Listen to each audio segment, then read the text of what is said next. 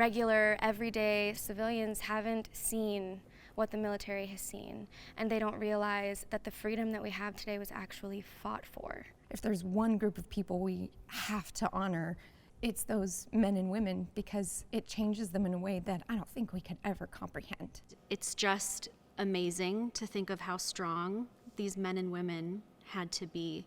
They taught my husband a lot about hard work and dedication and being a detail-oriented, good citizen.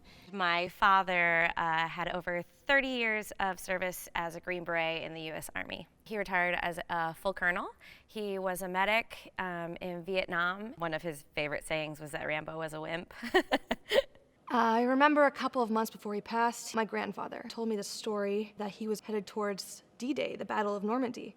And 100 miles off the coast, they get a phone call and sent back. Without that phone call, I don't know if I'd be here today. My grandfather, my dad's dad, was a lieutenant colonel in the Air Force.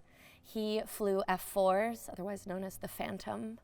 He was a cool dude, real bad mamma jamma. My great-grandfather was in the Army as a paratrooper from 1944 to 1946.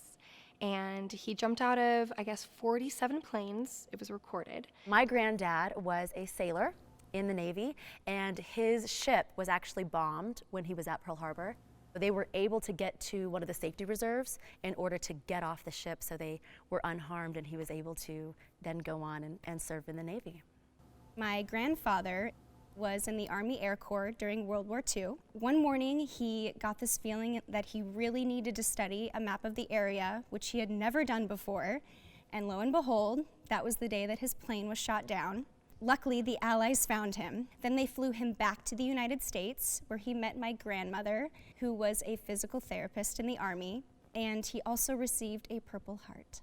My grandfather served in the Air Force. He's no longer with us, but he served in Okinawa. And when I was younger, him and my grandma would drive hours and hours to come see me perform on stages. So it means a lot to be able to pay tribute to him in this way while doing what I love. I just have always loved the music of the 1940s. I mean, it's just got the swing and the jazz to it, and I feel like it was so upbeat at a time when people really needed that. It's such an amazing outlet to be in the Satin Dollz and get to sing these beautiful songs that I've listened to my whole life.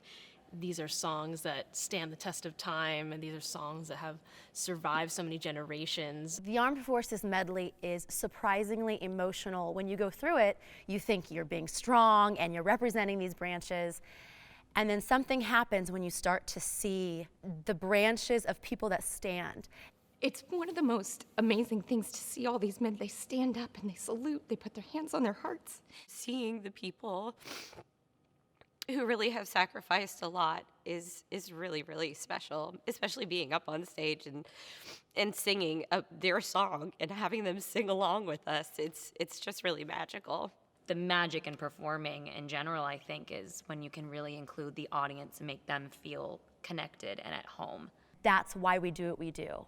What an amazing honor it is to give back and sing this music to them, this beautiful music that came out of that era. And we just want to say thank you, and thank you for giving us this beautiful music, and we're so happy to give you the gift of giving it right back to you.